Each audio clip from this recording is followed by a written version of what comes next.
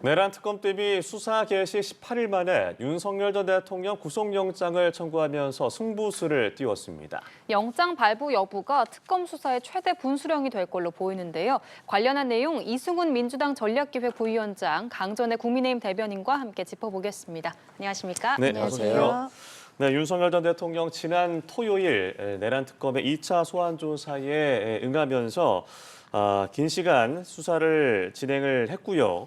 어제 내란 특검이 윤석열 전 대통령에 대해서 구속영장을 청구했습니다. 그러니까 3차 소환 조사가 아니라 구속영장을 청구한 배경은 뭐라고 볼 수 있을까요? 네, 조은석 특검이 생각보다 빨리 가는 것 같아요. 그래서 좀 차분한 것보다는 신속한 수사를 통해서 어떤 예. 증거 인멸이라든가 도주 우려를 막으려고 하는 어떤 의도가 있는 것 같고요. 또 저는 영장이 조금 더 늦게 청구되지 않을까 이런 생각을 했어요. 네. 그게 외환죄 관련해서는 아직 제대로 수사가 안 됐거든요. 예. 또 이제서야 김용현 전 장관, 여인영 전 방첩사령관, 문상호 정보사령관 이게 신병이 추가 구속이 됐거든요. 그래서 아마 이분들에 대한 조사 후 윤석열 전 대통령에 대한 조사를 마치고 영장을 청구할 수도 있겠다라고 했는데 신속하게 한 것들은 아마 윤석열 전 대통령이 수사에 적극적으로 임하지 않잖아요. 경찰에게는 조사를 못 받겠다라던가 또 빨리 안 받겠다, 며칠 뒤에 받아야 된다라고 하면서 조사를 좀 기피했는데 이것들이 결국에는 공범들과의 진술을 맞추거나 또는 관련 수사 내용들을 공유하는 그런 증거인멸이 상당히 우려된다라고 판단해서 아마도 신속한 신병을 확보한 이후의 수사가 본격적으로 해야 되겠다라고 하는 전략을 좀 가지고 접근한 게 아닌가 싶습니다. 네, 지난 3월 8일 윤석열 전 대통령에 대한 구속이 취소가 되고 이 4달 만에 다시 구속 위기에 놓인 윤석열 전 대통령입니다. 그렇죠. 저도 조금 비슷하게 생각을 하는데요. 이게 왜냐하면 구속영장이 발부가 된다라고 했을 때 검찰 단계에서 만약 기소를 한다면 열흘 안에 해야 됩니다. 예. 연장을 한다고 해도 열흘밖에 연장이 되지 않아요. 그러면 만약에 어저께 영장 청구를 했기 때문에 내일 정도에는 영장실질심사가 열릴 것으로 생각이 되는데 네. 만약에 구속영장 발부가 돼버리면은 이번 달 말에는 바로 기소를 해버려야 되는 상황이거든요. 근데 특검은 최대 한 170일 정도까지 수사기관이 정해져 있기 때문에 어떻게 보면은 저도 막판에 구속영장 청구를 하지 않을까 생각을 했던 것입니다. 근데 어제 결국 영장 청구를 하면서 저는 속빈강정이라는 생각을 했어요. 네. 이름 자체가 내란 특검이잖아요. 그리고 내란죄로서 이미 재판을 받고 있기 때문에 윤석열 전 대통령에 대해서 다시 구속영장을 청구한다면 적어도 외환죄 정도는 돼야 되는 것이 아닌가. 국민들께서도 많이 그렇게 생각을 하실 거예요. 지금 나오고 있는 것은 허위 공문서 작성이라든지 특수공무집행 방해, 물론 하나하나가 굉장히 중한 죄이기는 합니다만 예. 조금 시작한 부분에 비해서는 아직까지는 혐의 입증 같은 것에 대해서 정확치 않기 때문에 정치적인 노림수로서 초반에 영장 청구를 한 것이 아닌가 생각합니다. 예, 말씀하신 것처럼 이 윤 전 대통령의 구속영장에 적시된 혐의가 크게 4가지입니다. 비화폰 기록 삭제, 직권남용 권리행사 방해, 허위 공문서 작성, 특수공무집행 방해 등이고요. 말씀하신 외환 혐의는 포함이 되지 않았는데 그렇죠. 이게 어떤 이유라고 보십니까? 외환 같은 경우에는 일단은 외환 유치죄라든지 여적죄 이 정도를 아마 초반에 민주당에서 생각을 했던 것으로 보입니다. 그렇기 때문에 이 두 죄는 최대 사형까지도 갈 수 있는 굉장히 중죄거든요. 지금 재판을 받고 있는 내란죄와 비슷한 급이라고 생각하실 수 있는데 근데 이거는 문제는 법상 우리나라 형법상 외국과 통모를 한다든지 아니면 합세해서 전쟁을 일으킨다든지 이 정도가 돼야 되는 거예요.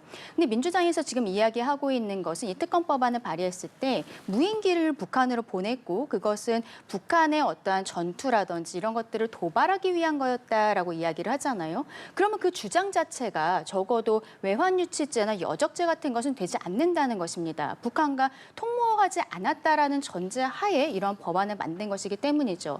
그래서 최근에 언론 보도를 보면은 윤석열 전 대통령이 그저께 조사를 받을 들어갔을 때 네. 일반이적죄로도 조사를 했다라는 보도들이 나오고 있어요. 그러니까 이거 굉장히 급이 좀 많이 떨어지는 것이 아닌가. 이 특검 법안을 만들었을 때와 지금 실제 조사하는 것은 약간 결이 다른 것이 아닌가 이런 생각을 할 수밖에 없습니다. 예, 특검은 이 부분에 대해서 현재 조사가 진행 중에 있고 아직 조사할 부분이 많이 남아 있다라고 이야기를 했는데 이 부분에 대해서 어떻게 보고 계시는지요? 일단 뭐 특검이 점쟁이가 아니잖아요. 수사를 해봐야지 아는 거죠. 그리고 김용현 전 장관이라든가 여인영 방첩사령관 이분들 굉장히 윤석열 전 대통령과 한 몸이에요. 그렇기 때문에 진술을 굉장히 잘 맞추고 서로에게 불리한 진술을 하지 않을 겁니다.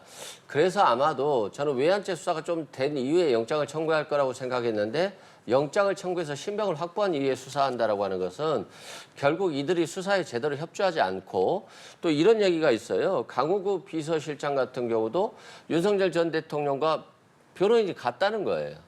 그리고 또 김성훈 경호차장도 변호인이 일부 같다는 거예요. 네. 그렇다고 한다면 조사받고 나서 윤석열 전 대통령의 그 정보가 다 들어가고 또 윤석열 전 대통령의 수사받은 자료가 또 이들의 변호인들에게 다 돌아가서 이렇게 공유할 수 있다는 거예요. 그러면 이게 진술 짜맞추기를 할 수 있거든요. 근데 김성훈 경호처 차장의 수사 이후 윤석열 전 대통령의 변호인인 나간 이후에 진술이 많이 바뀌었다는 거예요. 그건 뭐냐면 마치 변호인이 아니라 감시자 역할을 하고 있다는 거거든요. 그래서 지금 상태로 만약에 외환죄 수사가 시작된다라고 한다면 또다시 이 수사가 실패할 수 있다라고 본 것 같아요. 그래서 일단 신병을 먼저 확보하겠다라고 전략을 좀 바꾼 것이 아닌가 싶고요. 또 사후 계엄 선포문, 그러니까 계엄 선포가 이미 끝났는데 한덕수 전 총리 등과 계엄 선포문을 서로 만들었잖아요. 네. 이게 이제 허위 공문서 작성에 염려가 있는 것이고요. 또 국무회의에 계엄을 심의하고 표결하려고 했더니 자기하고 친한 사람, 내 계엄 선포에 동의할 만한 사람만 불렀다는 거잖아요. 불려오지 않은 사람의 심의 표결권을 침해했다라고 해서 이제 직권남용 권리행사 방해가 되는 것이니까 외환죄 수사에 앞서서 지금 현재 수사된 걸 가지고 신병을 확보한 이후에 비밀리에 외환죄 수사는 진행하겠다라고 전략을 수정한 것으로 보여집니다. 네. 일단 구속영장을 청구를 할 때는 범죄의 중대성 거기에 대해서는 뭐 나름대로 중대하다라고 볼 수 있을 것 같은데 증거인멸의 우려, 도주의 우려 이런 것들이 중요합니다. 근데 윤석열 전 대통령이 지금 도주의 우려가 있다라고도 지금 특검에선 주장을 하고 있는데 이미 출국 금지가 되어 있는 상황이고 현실적으로 도주 우려가 있다라고 보기엔 좀 어렵지 않나 생각을 네. 합니다. 결국 증거인멸의 우려에 대한 부분들이 좀 크게 다루어지지 않을까 생각을 하는데요. 근데 증거인멸의 우려는 이게 비상계엄이 12월 3일에 있었거든요. 근데 지금 벌써 7월이지 않습니까? 반년이 넘은 상황이에요. 그리고 그동안에 수사기관에서 뭐 압수를 했다라든지 많은 사람들의 진술도 이미 받아놓은 상황입니다. 근데 이제 와서 증거인멸의 우려라든지 이런 것들을 중심으로 해서 영장을 청구한다는 것은 앞서 말씀드리지만 특검이 정치적인 색깔을 띌 수밖에 없습니다만 조금은 무리하지 않나라고 생각합니다. 예. 그런데 여기에 대해서 한 말씀 드리면 도주 우려 있잖아요. 판사들이 이제 도주 우려를 이유로 영장을 발부하기도 하는데 100명 중에 1명도 도주하는 사람 없어요. 특히 뭐 윤석열 전 대통령인데 도주하겠어요? 그럼에도 불구하고 이 도주라고 하는 것은 증거를 인멸해서 말 맞추기를 통해서 범죄로부터 혐의를 벗어나기 위한 일련의 행동까지도 포함하는 것이거든요. 특히 이제 법원에서 영장을 가장 잘 발부할 때는 증거인멸이에요. 근데 공범들끼리 말 맞춰서 진술을 바꾸거나 또는 윤석열 전 대통령의 변호인이 없으니까 갑자기 진술이 막 바뀌어요. 또는 윤석열 전 대통령을 만나고 나와서 윤석열 전 대통령의 유리한 진술들이 막 나와요. 이렇게 진술이 변경되는 것도 증거인멸로 보는 거예요. 이미 비합본 서버는 삭제가 됐죠. 이런 증거인멸이 아니라 진술을 통한 증거인멸 시도까지도 증거인멸로 보거든요. 그래서 이 부분이 아마 판사가 영장을 발부한다면 가장 중요한 부분이 아닐까 싶습니다. 예, 이제 법원의 판단에 따라서 윤 전 대통령의 운명이 갈리게 됐는데요. 하지만 이미 이 내란 혐의로 구속 취소를 받았었기 때문에 법원의 재구속 기준이 좀 까다로울 거란 전망도 나오거든요. 법원의 결정 어떻게 좀 예상하세요? 그래서 저는 솔직히 이번에 특검이 이 브리핑을 할 수 있거든요. 그래서 네. 굉장히 많은 수사 관련 내용을 브리핑을 하더라도 피의사실 공표에 큰 문제가 없을 가능성이 높아요.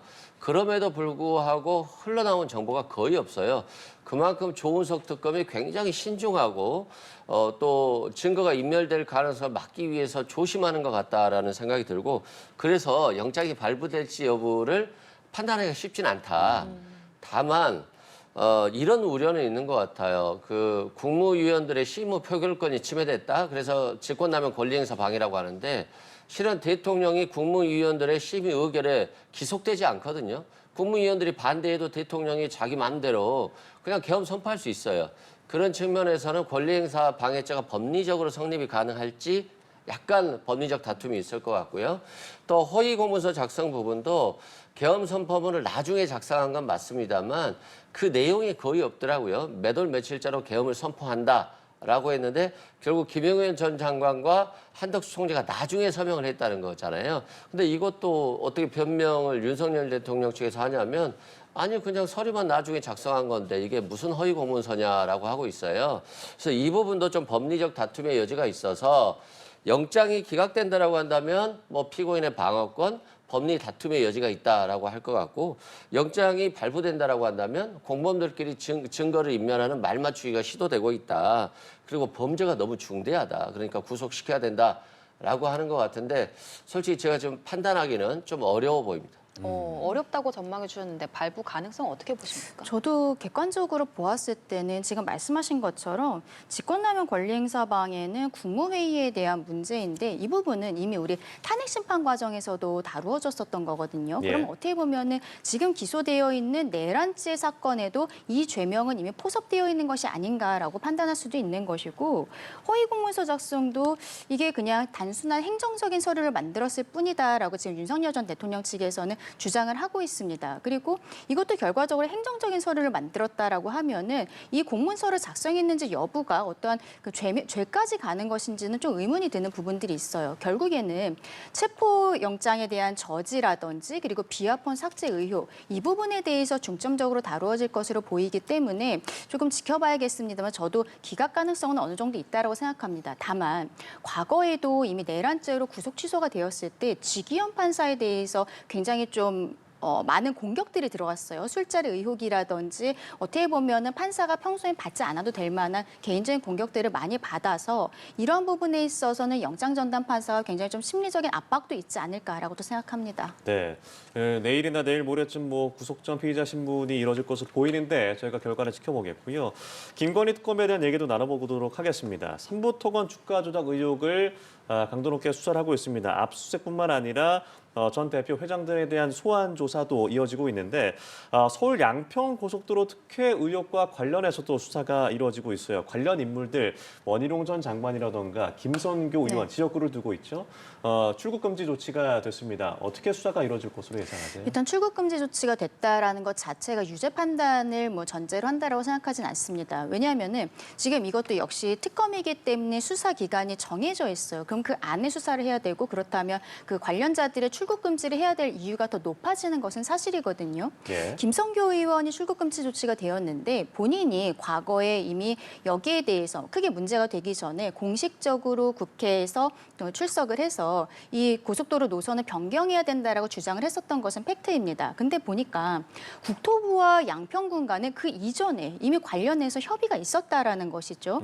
그 지금 뭐 문제가 되는 것은 타당성 조사를 했었던 업체들에 대해서도 좀 수사가 이루어지고 있는데 결과적으로는 구체적으로 그 국회에 나가서 김성교 의원이 이야기하기 전에 양평군과 국토부 사이에 어떠한 이야기들이 있었는지 말하자면 네. 지역에서의 뭐 수건 사업이었기 때문에 지역구 국회의원이 이야기를 했던 것인지 아니면 어떠한 개인적인 사유가 있었던 것인지에 대해서 좀 더 밝혀져야 될 것으로 보이고 결국 타당성 조사는 하긴 했었거든요. 그런데 이게 공기관에서 타당성 조사를 의뢰를 했을 때 정말로 그냥 전문가로서 했을 것인가 혹은 이렇게 노선을 변경하는 것에 대해서 조금 더 힘을 실어 주십시오라고 무언 혹은 유형의 압박이 있었던 것인가 이 부분에 대해서 중점적으로 수사가 이루어질 것이라고 생각합니다. 예, 저희가 이제 재작년쯤이었죠. 재작년쯤에 이제 이슈가 됐던 사안이기 때문에 다시 수사를 통해서 드러나고 있는 사안들이 나오고 있습니다. 어떻게 좀 중점적으로 조사가 이루어질까요? 일단 삼부토건 주가 조작 수사가 굉장히 빠르잖아요. 네. 그건 뭐 도이치모터스 수사 같은 경우는 이미 다 수사가 거의 다 됐어요. 그래서 이 특검이 할 수 있는 것을 위주로 이제 보는 것 같고요. 삼부토건 주가 조작 같은 경우는 1,000원짜리 주식이 갑자기 5,500원이 됐어요. 그러면 얼마나 많은 개미들이 피해를 받겠습니까? 그리고 수백억의 부당이득을 본 거죠. 그러면 이게 정상적으로 올라간 거냐라고 봤을 때 아니 우크라이나 전쟁은 지금도 3년째 이어지고 있잖아요. 그런데 뭐 1년도 안 돼서 뭐 재건 사업이 이루어진다? 이거 자체가 황당한 거거든요. 그래서 김건희 여사가 삼부토건을 좀 도와준 게 아닌가. 김건희 여사와 삼부토건에 대한 유착 의혹에 대해서는 정말 오랜 동안 나왔던 거잖아요. 특히 도이치모터스 주가 조작을 함께 했다라고 한 이종호 블랙펄 인베스트 이사. 이 사람이 삼부토건의 주가를 체크하라라고 카톡에 올려요. 그리고 주가가 정말 5,500원까지 가거든요. 그러면 이종호 씨가 삼부토건과 굉장히 연결되어 있고 김건희 여사와도 연결되어 있다라고 하는 어떤 그런 연관성이 보이잖아요. 네. 그리고 뜬금없이 재계 건설 순위 70위 정도밖에 안 되는 삼부토건이 이 우크라이나 재건 사업에 참여한다라고 MOU를 막 체결해요. 근데 이 MOU라고 하는 것은 양해각서니까 얼마든지 체결할 수 있거든요. 근데 이것이 마치 실행이 될 것처럼 하는 건데 실행이 될 것처럼 현혹시키는 것들은 원희룡 국토부 장관의 역할을 하는 거예요. 갑자기 우크라이나 재건 포럼에 가서 그 포럼에서 연설을 하고 그리고 이 삼부토건 대표를 만났다. 그 전에 만났다라고 하거든요. 그러면 아마도 김건희 여사가 삼부토건을 도와서 이 재건 포럼에도 가게 좀 도와주고 또 우크라이나 영부인과 만나는 정보도 먼저 받아서 이 삼부토건의 주가를 의도적으로 올린 게 아니냐라고 하는 정황적인 것들이 충분하거든요. 그래서 이 부분에 대해서 좀 신속히 수사를 한 것 같고 이 부분이 밝혀진다라고 한다면 도이치모터스 수사는 정말 아무것도 아닌 새로운 큰 사건이 될 것 같다라고 생각됩니다. 그럼 예. 이 양평고속도로도 연루된 이제 원희룡 전 장관의 소환이 김건희 여사보다 좀 앞설 수 있다라고도 보세요? 그렇죠. 갑자기 백지화를 했잖아요. 강상면으로 이전하는 거 나 못하겠다. 그래 너희들이 의혹 제기하면 이거 다 백지화할 거야. 국가 예산이 들어가는 사업을 갖다가 의혹 제기한다고 없애버리는 사람이 있잖아요. 그러면 이거 굉장히 뭔가 문제가 있었구나라고 생각할 수 있는데 뜬금없이 강상면으로 옮겼는데 그 강상면에 김건희 여사 일가의 토지들이 엄청나게 많은 거예요. 상식적으로 봐도 이상하지 않을까요? 그리고 이 타당성 조사에 참여했던 사람들이 석연치 않게 강상면이 타당성이 있다라고 또 바꾼단 말입니다. 그럼 이 사람들 조사해 보면 왜 바꿨냐라고 한다면 국토부의 암묵적인 지시가 있었다 이런 진술들이 나올 수가 있어요. 그래서 이 부분도 실은 원희룡 전 장관이 좀 심각하게 많이 개입한 것 같은데 그 원희룡 장관과의 라인이 김건희 여사 라인이 아니었나. 그리고 그 뒷배는 윤석열 전 대통령이었을 것이다. 라는 이제 의혹이 지금 굉장히 타당성을 얻어가고 있는 상황이죠. 예, 16개 사안에 대한 수사가 이루어져야 되기 때문에 수사를 좀 속도를 내고 있는 김건희 특검인데 김건희 여사에 대한 소환은 어느 시점으로 좀 예상을 하세요? 저는 어쨌든 16가지 사건이 있고 그리고 지금 8개 팀으로서 하고 있는 상황이기 네. 때문에 한 번 올 거라고 생각하진 않습니다. 소환은 여러 차례 있을 것이라고 생각을 하고 아마도 첫 번째 소환은 이번 달 안에는 있게 되지 않을까 생각합니다. 그리고 언론의 보도를 보면은 이 16가지에 들어가 있지 않지만 김건희 여사의 뭐 학위 위조라든지 이런 부분에 대해서도 보고 있다라고 하는 것을 봤을 때는 추가적으로 여러 가지 사건들이 더 드러날 수도 있겠다라는 생각들도 있거든요. 네. 그렇다면 김건희 여사가 현재로서는 좀 몸이 좋지 않다라고 이야기를 하면서 병원에 입원을 하기도 했습니다만 이러한 것들은 그냥 몸이 좋지 않다라고 해서 나가지 않는 것이 아니라 정식으로 진단서라든지 이런 것들을 제출을 해야 됩니다. 거기에 대해서 특검이 판단을 해서 뭐 일반적으로는 소환 조사가 원칙입니다. 필요하다면 방문 조사라든지 이런 것들도 고려하게 되지 않을까. 다만 지금 특검들은 어쨌든 수사 기간이라는 것이 정해져 있기 때문에 아마 첫 번째 소환 요청 같은 경우는 이번 달 안에 있을 것 같다라고 생각합니다. 네. 알겠습니다. 마지막으로 이 고위당정 협의회가 어제 처음으로 열렸고요. 추경안에 대해서 여야 공방이 이어지고 있는데 특히나 이제 국방 예산이 삭감된 것에 대해서 국민의힘이 반발하고 있는데 민주당의 입장은 무엇인지 짧게 부탁드리겠습니다. 일단 뭐 국방 예산을 삭감할 이유가 있으니까 삭감했겠죠. 국민의힘이 삭감했다는 걸 비판할 것이 아니라 왜 삭감했는지, 왜 부당한지에 대한 좀 설명이 되어야 될 것 같고 네. 국방 예산 중에 아파트 헬기 예산이 다 삭감됐더라고요. 근데 우크라이나 전쟁에 대해서 저도 관심이 많아서 많이 보고 있는데 헬기들이 아무런 역할을 못 해요. 그냥 제블린 같은 로켓포로 쏴버리면 바로 그냥 다 추락하는 거예요. 예. 그래서 드론들이 수조 원짜리, 수천억짜리 비행기를 폭파시키고 탱크 수십억짜리 탱크를 너무 쉽게 폭파시켜요. 그렇다라고 한다면 국방 예산이 전력이 드론으로 옮겨가야 되겠다라고 생각되고 미국도 아파치 헬기에 대한 예산을 전액 다 삭감했어요. 결국에는 지금 무기 체계라든가 이런 방어 체계가 신속하게 변하고 있는데 아직도 그냥 내 예산 뺏는 거 아니야라고 하는 시대착오적 좀 생각을 국민의힘이 하고 있는 것이 아닌가 생각됩니다. 예, 추경에 관해서 국민의 비판이 거셉니다. 어떤 입장인가요? 그렇죠. 왜냐하면은 일단은 민주당에서 이 예산을 집행하는 과정, 변경을 하는 과정에 있어서 국방위에 한 차례 설명도 없었다라는 부분도 일단은 짚어야 될 것으로 보이고요. 예. 905억 정도를 삭감을 했는데 그 안에는 군수물자를 사야 되는 부분들뿐만이 아니라 뭐 관사를 신축을 한다라든지 이런 부분들도 있는 것입니다. 민주당 입장에서는 지금 정부에서도 이게 뭐 계약이 올해 안에 이루어지기 힘든 것 아니냐라고 이야기를 하지만 앞서 말씀드린 것처럼 적어도 국방위에서 설명을 한 뒤에 예산 변경 같은 것이 있어야 되는 것이 아닌가라고 생각이 들고 이렇게 변경된 예산이 저희가 계속적으로 문제 제기하고 있는 현금성 살포에 들어갔다라는 것이죠.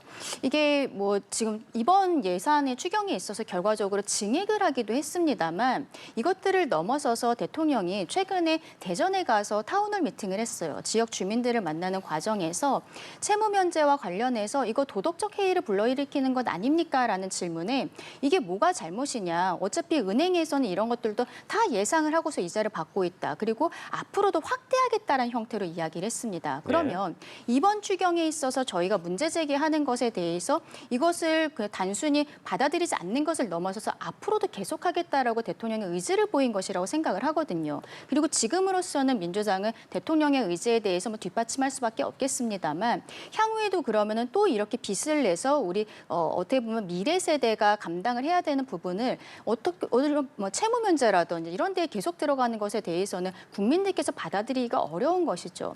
국민의힘도 지난 대선 과정에서 한 30조 원 정도의 추경을 이야기를 했었고 경제를 살려야 되는 것에 대해서는 동의를 하고 신속한 추경도 어느 정도 동의하고 있습니다. 다만 이것이 SOC 사업이라든지 좀 전체적으로 경기를 부양하는 효과를 일으키는 것에 들어가야 되는데 너무 현금 살포성, 특히 채무 면제에 대해서는 문제 제기할 수밖에 없다라고 말씀드립니다. 예, 알겠습니다. 특검 수사와 관련한 상황 짚어봤습니다. 지금까지 이승훈 민주당 전략기획 부위원장, 강전의 국민의힘 대변인과 함께했습니다. 고맙습니다. 고맙습니다. 감사합니다.